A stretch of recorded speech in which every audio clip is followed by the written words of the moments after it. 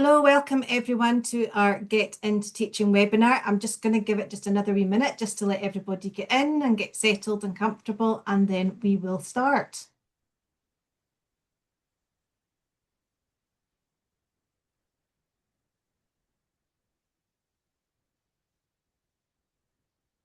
Okay, I think that's everybody in at the moment. Okay, so welcome everyone to our webinar. My name is Emma Johnston and I am the Senior Selection Officer for the PGDE programme at Strathclyde. And myself and my team are the ones that look after the admissions and the applications for the PGDE programme here in the Faculty of Humanities and Social Sciences. So the programme for today, I'm just going to give you a bit of information about the PGDE programme, the subjects we have available, entry requirements and how to apply. And then I'm going to hand over to my colleagues from the Institute of Education, who are going to give you an overview of the primary and secondary programme, along with the BSc Education and Curricular Studies programme. And they're Debbie McLeod, and she's the PGDE programme leader and the biology subject leader. Elaine Gardner, who's the BSc programme leader and the home economics subject leader, and Katrina Robb, who is the PGDE primary academic selector. And then we'll have plenty of time at the end for any questions. So here at Strathclyde, we've mapped out the process for applying for the PGDE programme in quite a bit of detail. And this is our PGDE Information Hub. So if you haven't had the opportunity to go onto the website and have a look at it and read through the information, then I would strongly recommend you go through and have a look at it. Even if you've already applied or been given an offer, there's lots of useful information on there, including the subjects that we have to offer and the apply link for each of the subjects. What to do before and after you apply, information regarding placement, course overview, and we also have a really comprehensive FAQ section as well. So if you have any questions after this event, then the FAQ section's a really good place to start. If you're interested in the BSc Education and Curricular Studies programme, again, you've got a course page available on the website. And if you just go to the search engine on the website, type in Education and Curricular Studies, it'll take you there. And again, the apply link is on there and lots of useful information about the programme.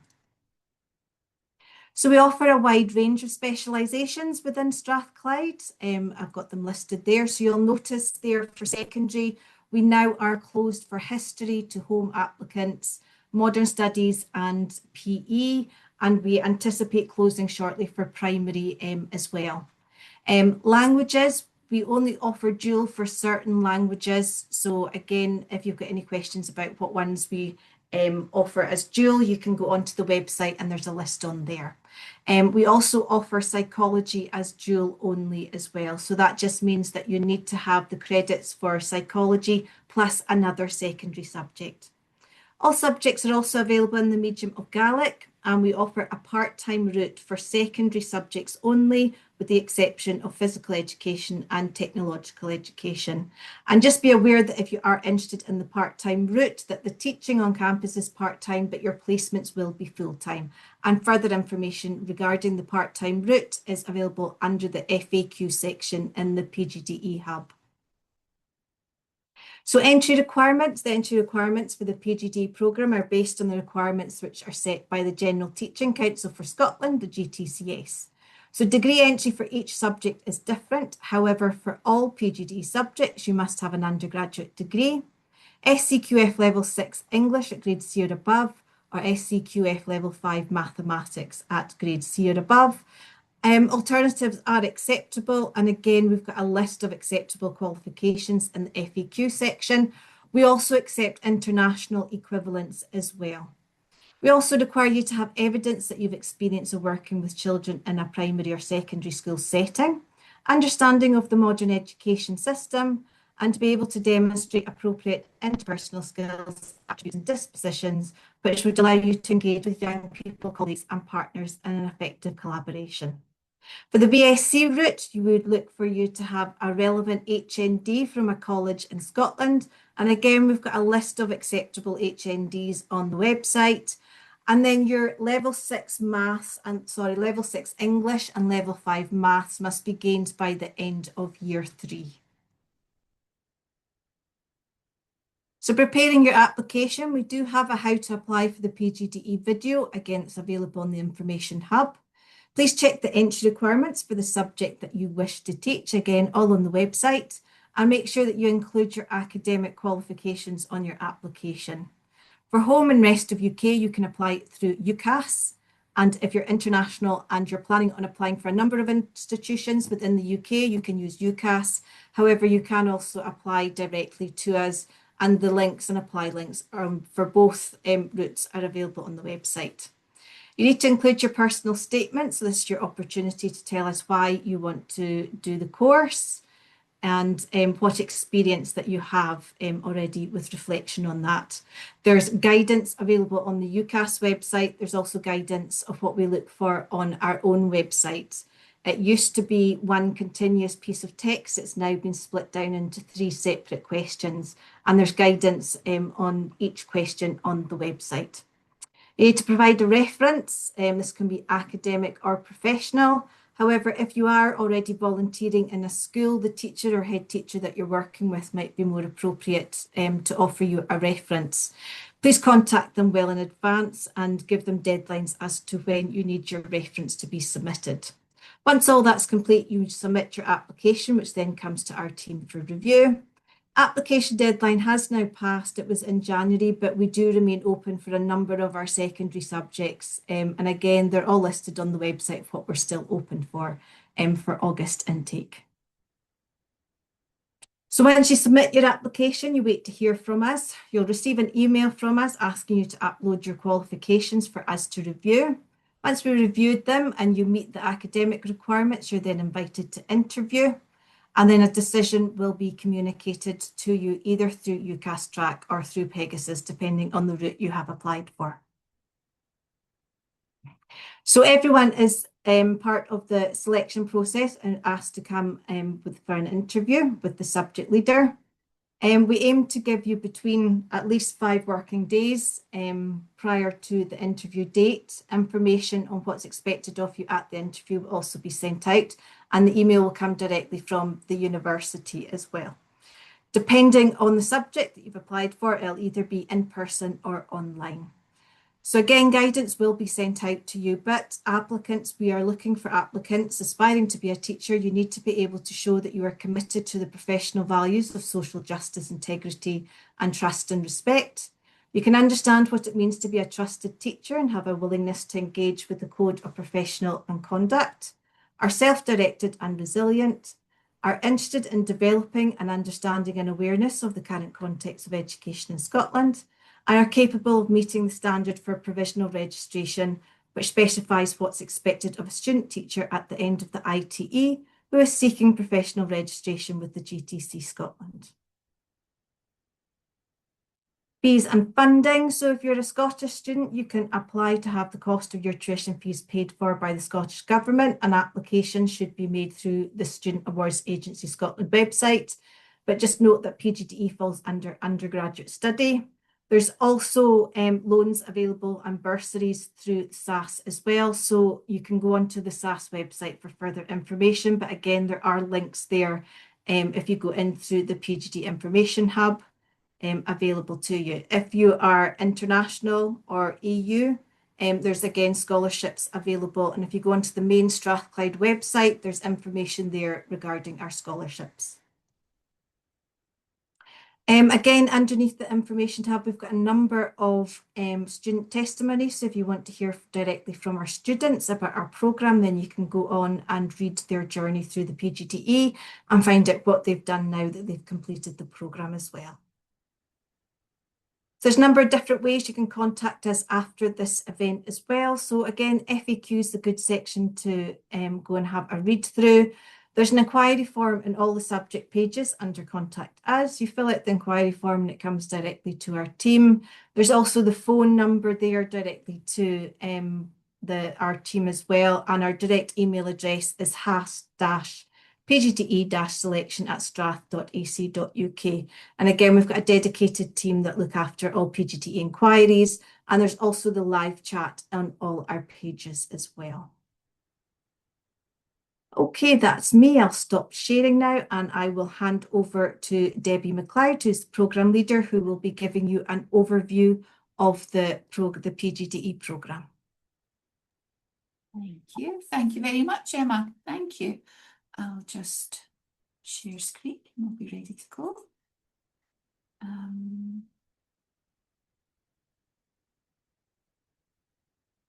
You just let me know that you can see that on screen, Elaine. Can you see that? Yeah. Okay, welcome then. Good evening. Well, we're not quite at evening, we're still in the afternoon. So welcome, welcome, welcome. So yeah, my name is Debbie McLeod and I am the PGDE course leader. And I'm going to take you through the course itself, thinking about some key questions that you might want answers to, thinking about the course, how the course runs, the modules and so on. And then I'm going to pass you over to my good friend Elaine Gardner, who's going to tell you a little bit about the opportunities around the BSc programme. So if you notice on this first slide, the course is the professional graduate, not the postgrad diploma in education. And that's because a number of our students use the PGD as their fourth year of study and they've not yet graduated. So the name of the course is the Professional Graduate Diploma in Education. So on the screen there, you can see that's mentioned the GTC is the regulatory body who ensures that teachers who qualify in Scotland are of a high standard. And as a qualification is recognised across the world, the qualification is a bit of a passport, where Strathclyders are recognised as teachers of a high standard of professional knowledge, but also have the skills and attributes necessary to be effective practitioners.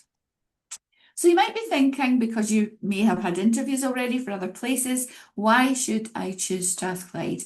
Well, the first reason is that we've been doing this for a very long time. We're the oldest PGD provider going back to when David Stowe, and that's the chap that you can see on the picture there, he was an educational pioneer. And he established the first teacher training, as it was called there, called in the teacher training school in 1836. So if you joined us here at the University of Strathclyde, you'd be joining a very rich tapestry of teacher education as a University of Strathclyde student. We're the leading provider of teacher education in Scotland, and our courses, as I mentioned before, are highly valued. And that's both by the students and by the teams and staff in schools that we work with.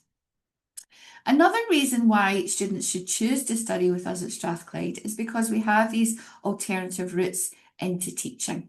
So as I mentioned, I'm going to hand over now to Elaine, and the lovely Elaine Gardner is going to speak to you about the BSc programme as an alternative route into teaching. And then when Elaine is finished, I'll then pick the slides back up to talk to you about PGDE. So over to you, Elaine. Thank you, Debbie. Right, well, hello everyone. And as Debbie mentioned, my name's Elaine Gardner and I'm the programme leader for the BSc course, which is BSc Hons, Education and Curricular Studies with a teaching qualification. So it's quite a mouthful, I know, but in essence, this programme offers an alternative route into teaching. And we have three subjects. We have computing, we have home economics, and we have technological education. And these are designed specifically for individuals who already hold an HND in a relevant subject area. So what does this entail? So let me break it down. If you're interested in teaching computing, you will need an HND in computing or IT with a balance of theory and practical experience.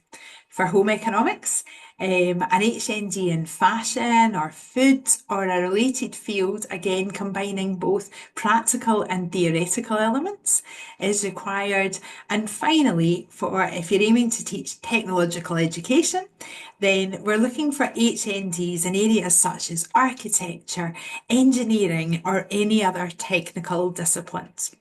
So how is the programme structured? Let's have a look. So in year 3, it's obviously an undergrad qualification. So the course runs over 2 semesters. So we've got semester 1 between September and December, and semester 2, which is between January and April. And it runs, as I said, over 2 semesters, whereas year 4 is a little bit different, and I know Debbie will explain much more about that in a little while. So each semester in year 3 approximately lasts for 10 to 11 weeks. And during that time, you have 3 core modules, okay, that are studied concurrently, are all delivered on campus. So each module is worth 20 credits, and this year you would have been in Tuesdays, Wednesdays, and Thursdays. So, and also, if you've not met the required English or maths qualifications, and as Emma said, don't worry, because we do offer level 6 English and level 5 maths during 3rd year, but it needs to be completed and passed before you start 4th year. So let's have a little look at the modules. So we've got Academic Literacy and Communication 1 and 2. So you will do ALC 1 in semester 1 and ALC 2 in semester 2. And this module is really designed to support your transition into university level study. You'll develop essential academic skills in reading, in writing, and presenting. And it's valuable not only for your degree, but your future as a teacher. The good news is, the assessments are all written assessments. There are no exams. So this assessment is called an annotated bibliography, and that's approximately 3,000 words, but not to scare you, because we take you through step by step. The second module is called Curricular Studies, and we have Curricular Studies 1 before Christmas and Curricular Studies 2 after January. And here you will really develop the subject-specific knowledge and teaching skills in your chosen area, whether it's computing or home economics or technological education. This module just blends practical and theoretical learning to build your confidence and your competence as a teacher of that specific subject. Okay, and once again, the assessment is a 10-minute presentation and it's supporting notes, which are 1,500, so no exams. And the final module that you do is called Professionalism and Teacher Identity 1 and Teacher and 2. And this is, what truly does it mean to be a teacher? This module encourages you to explore the question. You'll reflect on your professional role in the classroom and the wider school community and begin to shape your own teacher identity. And once again, so the assignment is supporting notes, a presentation, and a self-evaluation against the standards. So that is it. We also offer a sort of school immersion and a teaching assistant experience. So one of the programme's many highlights, before progressing into 4th year, you'll gain valuable experience in a school setting. It's an excellent opportunity to see what teaching is really like. You'll spend 1 week in January and you will follow a teacher for 5 days and just see the life of a teacher. And then in March, you will be there 5 consecutive days. And that's when you really are working with the pupils and you follow a pupil in a particular class, you see how they learn, you see how you can support them. So there's a mixture when you're there. You're observing lessons, you're supporting teachers, you're supporting pupils, you're participating in wider school activities, and you even try your hand at teaching. It might be a little starter activity, some knowledge, or maybe an activity with the pupil or something to assess their learning. Okay, so that experience really just helps build your confidence. It deepens your understanding of the profession of teaching, and it really confirms whether teaching is the right path for you. So what happens after year 3? Well, after you have successfully completed year 3, you can leave at the end of year 3, but obviously we want to keep you. You can leave with a degree, but we want to keep you for your honours because we want to keep you and we want you to be a teacher in Scotland. So you then progress directly into year 4. You join the PGDE cohort and continue your journey towards becoming a fully qualified teacher. And at the end of year 4, if you are successful, which I'm sure you will be, you will get a graduation, because obviously it's an undergrad degree. So at the end of third year, it would be a degree, but at the end of fourth year, it would be an honours degree that you'd be. So that's a quick overview from me. I'll now hand back to the amazing Debbie, who will share more about the PGD course, and that will apply to your year 4. Thanks, Elaine. Yeah, it's a fantastic course and a fantastic route into teaching. And you could not ask for a better course leader than Elaine. She looks after her students well. So you have your own identity coming through in that route, and then you join us with the other PGDE students. So let's have a wee look at the overview of the course. So the pattern of the PGD is applicable to BSc course, as we've mentioned, and the only change in this pattern, as Emma mentioned, would be if any students were undertaking the part-time pathway. But remember, that is only available to secondary subjects, not in primary. And if you want to know more about that, you can maybe ask some questions later on in the Q&A session. One thing to note, if you're thinking about part-time, is that the on-campus classes have an alternative part-time timetable, but these students, part-time students, do follow a full-time timetable when on placement. So it's not that you're only on placement a few days of the week. You'll be expected to attend school for full-time, but just for a shorter period of time in terms of the number of weeks.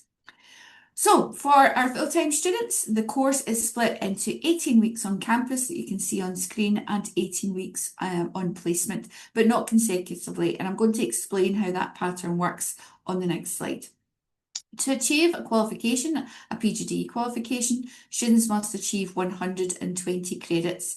And the modules that I'm going to speak to you about this evening have the option of studying at either diploma level or at master's level. So 80 of those 120 credits you can achieve at master's level.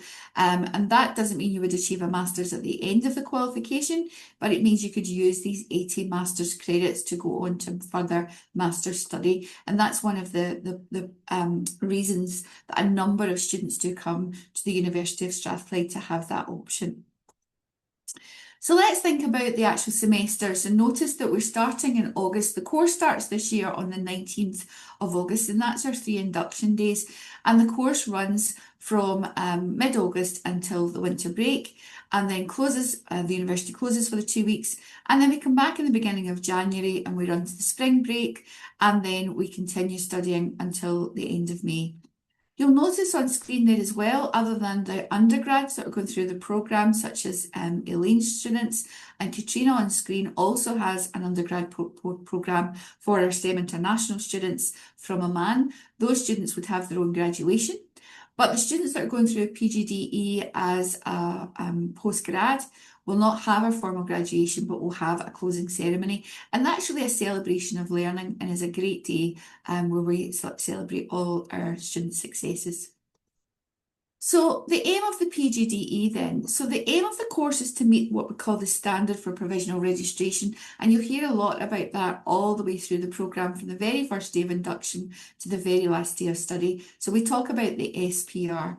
So the GTCS, the General Teaching Council for Scotland that I mentioned earlier, they demand that all initial teacher education, or ITE as we're called, they demand that all students meet the SPR before their induction year. And their induction year is the first year of teaching, where teachers will then work towards the standard for full registration or final registration, which is the SFR. So all the way through the course, we're working to meet the SPR, the standard for provisional registration. So what will you be studying? What are the modules? What are the credits? So this diagram shows you all the 120 credits. So the blue cog in the diagram, Educational Studies Professional Values, is a 20 credit module. And you have the opportunity to study that, as I say, at diploma level or at master's level. And on the next screen, I'm going to show you some of the elements of that module. The next module you can see in the green cog is Professional Learning Through Inquiry, and that's also a 20 credit module that can be studied at master's or diploma level. The last module, the Professional Skills module, is an 80 credit module, and that's you reaching your 120 credits, but that's split up into 2 40 credit modules, Curriculum and Pedagogy and professional practice. So curriculum and pedagogy for our primary teachers is learning how to teach the various aspects, all aspects of the curriculum, and the pedagogy part is how we teach. Professional practice, there are some on-campus classes and lectures for that, but that's the 18 weeks in school when you put your professional practice learning from campus into practice in schools. So let's go through each of the modules just to give you a sense of what might be involved. So our programme, as I mentioned before, is teacher education rather than teacher training. And that's because we want you to be thinkers. We want you to be future policy makers. And in ESPV, Educational Studies Professional Values, we want to dismantle your thinking as you come onto the course. We want to encourage you to engage with policy, to read, to debate within your seminar class, and then reassemble your thinking. Sometimes after the weeks of this module, you may end up with the same opinions, but we're hoping that you really start to think about those opinions, about these various aspects of educational studies, and perhaps think about them now as a teacher, as opposed to someone who hasn't been on the PGD programme. Our next module, Professional Learning Through Inquiry, another 20 credits. We have this module because the SPR, the Standard for Provisional Registration, asks teachers to be inquiring practitioners. And the PLT module aims to develop students who are inquiring, who are self-reflective practitioners, and who are able to work collaboratively to develop skills, knowledge and expertise in an area of professional practice that will benefit children and young people throughout Scotland and beyond. So the focus of this module will be on practitioner inquiry for professional learning. This module provides a space where students can connect theory and literature that they have initially explored in the first module of ESPV, and we'll show you how to design a practitioner inquiry, because this is actually part of the requirements of a new teacher to meet the SFR in their year following their PGDE studies. So the big 80 credits, as I said, are divided into curriculum and pedagogy and professional practice. So in ESPV and PLT, you'll be in a class with groups of both primary and secondary students. And we feel that's really important here at the University of Strathclyde. If you're a primary practitioner, you're thinking about, okay, your children will then progress into secondary education. And if you're a secondary practitioner, you're thinking, right, what could the experiences have been of the children that you'll receive from primary? So it's really important you get the opportunity to work together. So in CNP, curriculum and pedagogy, if you're a PhD primary student, you'll cover all areas of the curriculum with your primary peers, and your tutors will not necessarily be teaching you the curriculum, but instead they'll be teaching you how to plan, deliver and evaluate fun, active, engaging lessons. In secondary PGDE, you'll be working with your subject-specific tutor. So for example, I work with all the biology teachers, Elaine works with all the home economics teachers, and you'll again not be necessarily learning subject content, but you'll be learning how to teach it, how to create a safe, valuable learning, nurturing learning environment, ensuring that you need to have your biology correct, but what you're trying to do in curriculum and pedagogy is create lessons that engage the young people that you're working with. In that second part of 80 credits, professional practice, as I mentioned, there is an element of this module that is on campus with the lectures and the seminars, but majority of this module actually takes place in school, in practice in schools. So in professional practice, or PP as we call it, you'll follow either a primary or secondary programme, but there is of course overlapping topics such as child protection, promoting positive behaviour, relationships, supporting pupils' needs and preparation for placement. So this module allows you to consider the professional skills required for placement and then allows you to put them into practice on your school placement. So let's have a little think about the placement. So the placements are different in terms of whether you're a primary PGD student or a secondary PGD student. So for our primary students, your first placement, which will run from October to December, you'll be working within the lower stages. That's traditionally P2 to P4, but you'll also have an element of that placement prior to the winter break where you'll be working with some P1 or early level setting children. When you come back after the winter break, you'll be in classes in January, and when you go out to placement in February, you'll be going out to a new school, and this time you'll be working with the upper stages, the P5 to 7. And the reason we say that's linked is because placement 2A happens before the Easter holidays, the spring break, and then you go back to that same school again after that break. So that's why we're saying that's a linked placement. It's really important as a primary practitioner that you're working across the school, because you would have a qualification that would be allowing you to teach from P1 to P7. In secondary, you'll do the same pattern in terms of the timings of placement, October to December in your first school. And then in February, working across the spring break, you'll be in a second school, and then you'll go back to that second school after the spring break.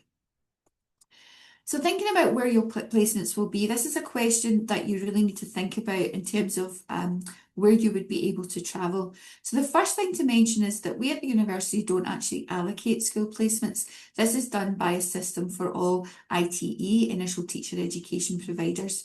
So students are not permitted to arrange their own placement or to cold call schools, and we're not permitted to cold call schools on your behalf either. So if you're staying at home and you look out your bedroom window and there's a school right there, it's not necessarily the case that you'll be allocated that school. And there are a lot of variables in play there and a lot of factors to be considered. But we work within something that's called the 90-minute rule. And the 90-minute rule you can see on screen. So unless a student chooses to list a term time address, which entails a commute of more than 90 minutes each way, then that's the rule we would work to. So when we think about 90 minutes, please remember it is each way. So that's 90 minutes to get to school and an additional 90 minutes to come home. Now, what I will say to you is that all universities follow this rule, and it's not necessarily the case that everyone has to travel 90 minutes to get to placement. It very much depends on the geographical postcode that you give us and the availability of schools in your area. And it's also about the availability of placements within those schools. So for example, there could be a school close to you that offers science placements but doesn't offer placements for home economics. But there'll be another school that will offer placements for home economics but not for science. And all of those factors are taken into account in terms of what the schools can actually offer, in terms of their staffing, in terms of, for example, is there an HMI inspection planned for that semester? All these things are taken into account. So it's just something to bear in mind in terms of placements. Students are not able to organise their own placements, but we do work as within the parameters that we have to ensure that students are all given a placement that is satisfactory in terms of them being able to commute. So where will the placements be in terms of school exclusions? And it might be that you've got some connections to some schools. You'll be asked at the beginning of the course if there are any schools that you wish to exclude for placement. So a couple of things to mention if you are offered a place after interview and you have this form. School exclusions would include the school with which your children or you have a connection. So, for example, if your children are pupil in a particular school or you have a relative who is a member of staff, then we would see that as a school exclusion. And that's really to protect you as much as anything, to make sure there's no conflict of interest in any way. Just another thing to note that there are many students that go back to their old school. So your old school would not be a school exclusion unless it was for another reason. I had the luxury of going back to my old school for a placement and I absolutely loved it. It was fantastic to see the school and how the department worked from the other side of the desk as a teacher rather than as a school pupil myself. So just something to bear in mind. So Elaine gave you all the good news in terms of assessment for the BSc route into teaching, and I'll give you the same good news. There are no exams for the PGDE. So we have a variety of different opportunities for assessment. So we have different modes, as we call it, of assessment, and that's to suit the different needs of the various students that we have coming through to PGDE. So all of the assessments are not essays. We have an essay for the ESPV assessment, and that's the one that's all about policy and thinking about the experiences of young people. When we get to the PLTE module, it's slightly different. We have the opportunity for you to develop a practitioner inquiry, and the way that's assessed is through an academic poster and thinking about a proposal around that poster. When we come to curriculum and pedagogy, you have an option to either do a written formal essay or you can do a PowerPoint presentation with supporting voiceover to support. And all of these are at academic level, thinking about levels 10 or 11, 10 for diploma, 11 for masters. So there's a variety of different approaches to the assessment, but at the very beginning of the course, you'll receive the assessment handbook and it has all of the assessment details, the marking criteria that the assessors use, the marking rubric as far as the university in terms of the various bands of marking. You get all that information before you start the course, so you've got a good sense of what's coming. Another thing to think about is the coursework and attendance and participation. These are seen as a form of assessment. So the coursework, in terms of the commitment that you make and the professional commitment, it's part of the SPR. That's something that's monitored throughout the programme, and also your attendance. There's an attendance requirement for each module on campus, and there's also an attendance requirement set by the GTC when you're out on placement. So it really is important that you meet these additional assessment thresholds. So what happens once you have your PGDE? Well, there's a slide here talking about what we call TIS, the Teacher Induction Scheme. And on the slide, you can see the term those eligible. So those eligible that the slide refers to are home fee status students. And you can find more in terms of your eligibility on the GTC website. And obviously we would be able to help you and signpost you to that site if we are not able to answer your question, because we don't tend to comment on individual students in terms of their eligibility, but we can help you to find out if you are eligible. So students who are eligible are asked to give their preference to the local authority of the local authorities they'd like to work in their year post PGDE. And this is sent off to the GTC, and it's the GTC who allocates schools and offer the teacher induction scheme. The preference waiver that you can see on the slide there, or ticking the box as it's more commonly known, is where students don't choose their local authority, but they tell their GTC, I'm quite happy for you to send me to any local authority and any school where they are offering the teacher induction scheme. So that could have you ticking the waiver and ending up in the Highlands and Islands, or it could tick the waiver and you're not actually too far from home, depending where the geography is in terms of your location. But there's a nice bonus there, and you'll see in brackets approximately £8,000 is given to students who tick the waiver. So what happens next in terms of your application? So we are receiving applications at the moment. We've done a high volume of interviews already, but we still have some places and some of our subjects, some primary and some of our secondary subjects.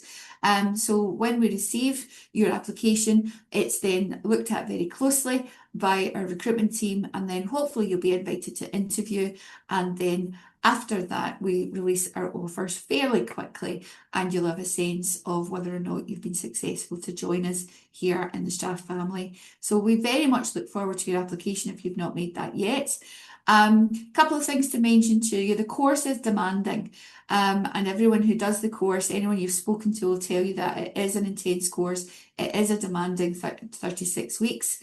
And it's just worth noting that if you at the moment are working and perhaps have to continue working part-time, and we understand that a number of students do have to do that because they have financial commitments and other commitments, it might be too much in terms of working part-time, depending on the hours you're doing, to be on placement and still working. So it's maybe something to think about now, to maybe get some finance and some money behind you so that you can maybe have the opportunity to think about your part-time work and how you're able to balance that with the course. We know that's not always possible, but it is our advice thinking about someone who's going to embark on a PGDE so that you are able to be fully committed to the course and the demands of the course. And our next couple of slides is just thinking about the outcomes, as I've mentioned. If you're applying through UCAS, then the offers and outcomes would come through UCAS. Thinking about PVG, there's no requirement for you to have PVG when you come onto the course. Some of you may have that already in the various organisations and groups that you work with, but we take you through that process once you enter the PGD programme. So there's plenty of time to gather that PVG and have that Protection of Vulnerable Groups certificate before you get out onto placement. So yeah, that's us. So that's me.